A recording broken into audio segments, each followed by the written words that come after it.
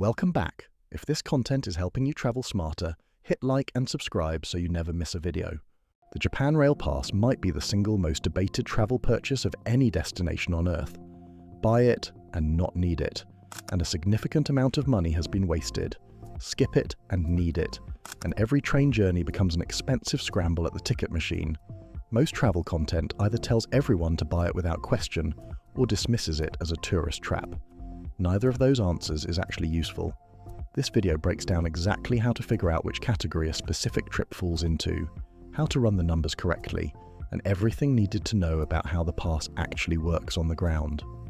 Japan is one of those destinations that tends to genuinely change people. The food, the temples, the extraordinary precision of everyday life, the way the country manages to feel simultaneously ancient and astonishingly modern. It earns every word of praise directed at it. The train system is a central part of that experience. It is one of the finest rail networks in the world, consistently punctual, clean, fast, and beautifully well connected across the entire country. Knowing how to use it effectively can transform the quality of the whole trip.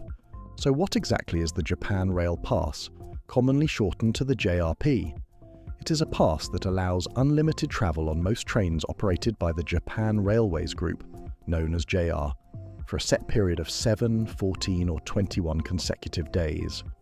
It covers the famous Shinkansen bullet trains on most major routes, plus limited express trains, regular JR local lines, and even certain ferry services. The word Shinkansen is said Shinkansen, with the emphasis on the middle syllable. One critical point: the pass must be purchased before arriving in Japan. It is not available for purchase inside the country, and that rule is firm. Authorized resellers online handle the purchase and issue an exchange order that gets converted into the physical pass on arrival. Now, the key question: does the math actually work for a specific itinerary? The pass is only financially worthwhile if the combined cost of individual train journeys on the itinerary would exceed the cost of the pass itself.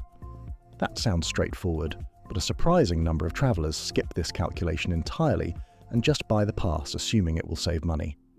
The correct approach is to look up the fare for each significant journey individually using the Japan Transit Planner website, which shows current fares between any two stations. Write down each leg, add them up, and compare the total to the current pass price for the relevant duration. If the individual fares add up to more than the pass makes sense. If they fall short, individual tickets are the better call. To give a broad sense of scale, a single Shinkansen journey between Tokyo and Kyoto on the Tokaido line is a significant expense on its own. Kyoto is said Kyoito, Tokaido is said Tokaido. A round trip on that one route alone covers a substantial portion of a 7-day pass cost. Add in journeys to Hiroshima, said Hiroshima, Nara, said Nara, or Osaka, said Osaka, and the pass clearly begins to justify itself.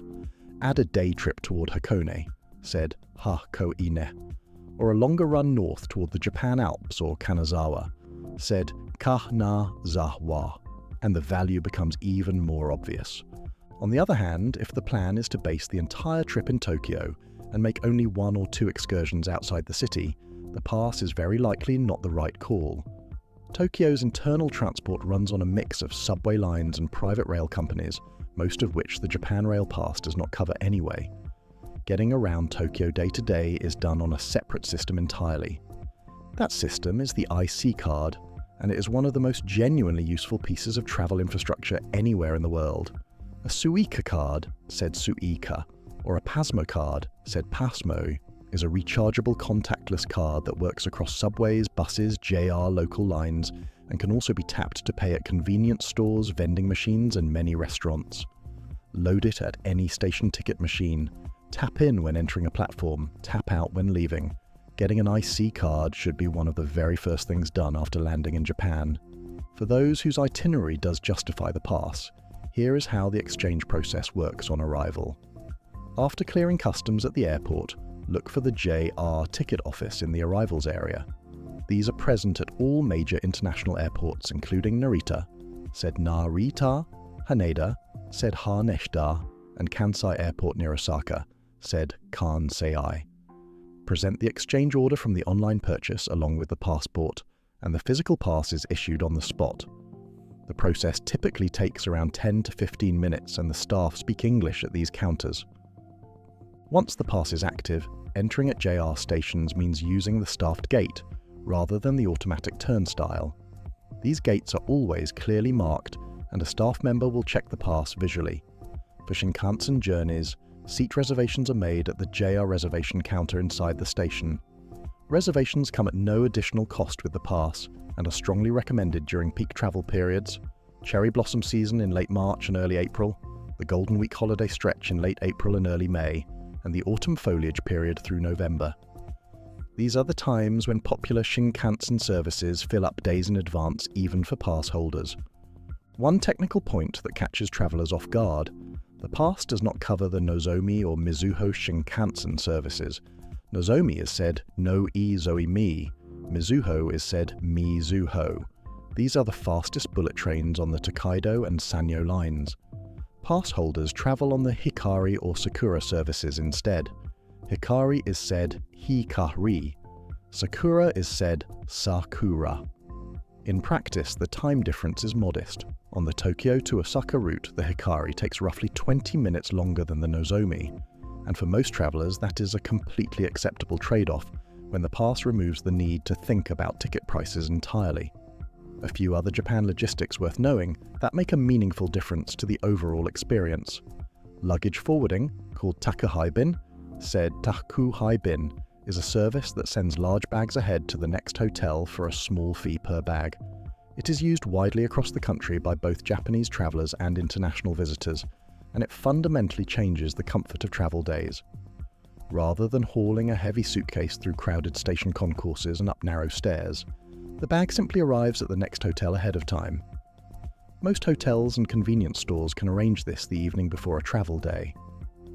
On accommodation, Japan offers one of the most genuinely diverse ranges anywhere in the world. International hotels, boutique ryokan, and capsule hotels all sit alongside each other as valid options. Ryokan is said ryokan. A ryokan is a traditional Japanese inn with tatami mat floors, futon bedding on the floor, and often a multi-course kaiseki dinner included. Kaiseki is said kaiseki. Staying in a ryokan even for a single night is something most travellers consider one of the standout memories of the entire trip. Booking well in advance is essential, especially for popular ryokan near major sites, which can sell out months ahead during peak seasons. For activities, tea ceremony workshops, guided sake brewery visits, sumo stable morning practice tours, guided hikes around Fushimi Inari, booking with reputable operators that offer English language guides is the best approach. Fushimi Inari is said Fushimi Inari. Reading recent reviews before booking any activity is always time well spent. Japan is the trip that people talk about for years after they return. Getting the rail situation right means more time actually experiencing the country and less time stressing at ticket machines. Run the numbers on the itinerary, make the call that makes sense, and enjoy every single moment of it. It is a remarkable place.